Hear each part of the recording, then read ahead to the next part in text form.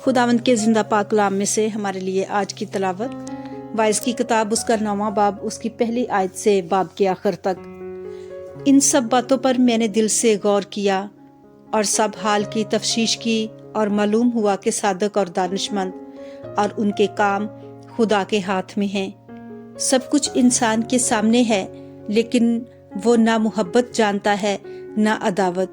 सब कुछ सब पर यकसा गुजरता है, सादक और शरीर पर, नेकोकार और पाक और नापाक पर, और उस पर जो कुर्बानी गुजरानता है उस पर जो कुर्बानी नहीं गुजरानता, एक ही हादसा वाक़या होता है। जैसा नेकोकार है वैसा ही गुनहगार है, जैसा वो जो कसम खाता है वैसा ही वो जो कसम से डरता है। सब चीज़ों में जो दुनिया में होती हैं, एक ज़बूनी ये है कि एक ही हादसा सब पर गुजरता है।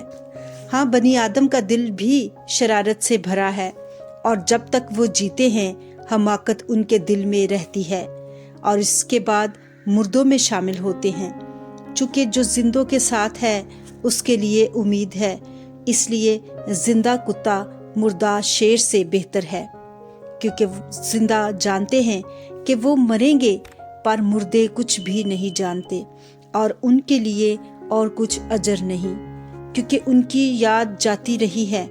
अब उनकी मोहब्बत और अदावत और हसद सब नेस्त हो गए, और ताअब उन सब कामों में जो दुनिया में किए जाते हैं उनका कोई हिस्सा बखरा नहीं।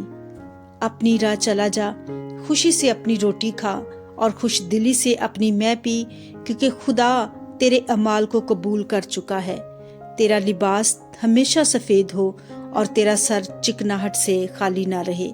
अपनी बतालत की जिंदगी के सब दिन जो उसने दुनिया में तुझे बख्शी है, हाँ, अपनी बतालत के सब दिन उस बीवी के साथ जो तेरी प्यारी है ऐश कर ले, कि इस जिंदगी में और तेरी उस मेहनत के दौरान जो तूने दुनिया में की, यही तेरा बखरा है।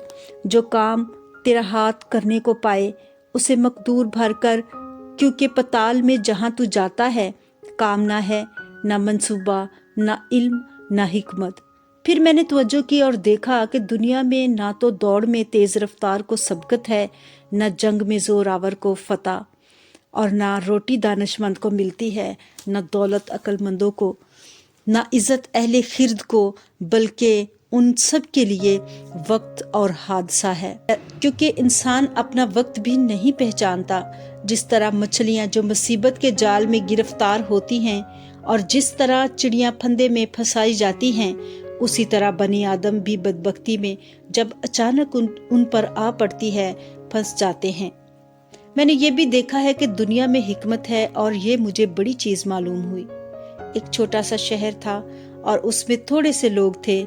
उस पर एक ही बादशाह चढ़ आया और उसका मुखासरा किया, और उसके मुकाबल बड़े बड़े दमदमे बांधे, मगर उस शहर में एक कंगाल दानश्वर मर्द पाया गया, और उसने अपनी हिकमत से उस शहर को बचा लिया, तो भी किसी शख्स ने इस मस्कीन मर्द को याद ना किया। तब मैंने कहा कि हिकमत जोर से बेहतर है, तो भी मस्कीन की हिकमत की तहकीर होती है, उसकी बातें सुनी नहीं जाती। दानश्वरों की बातें जो आहिस्तगी से कही जाती हैं, अहमकों के सरदार के शोर से ज्यादा सुनी जाती हैं। हिकमत लड़ाई के हथियारों से बेहतर है, लेकिन एक गुनाहगार बहुत सी नेकी को बर्बाद कर देता है। खुदावंद के जिंदा पाक कलाम के पढ़े और सुने जाने पर हम सबको बरकत मिले। आमीन।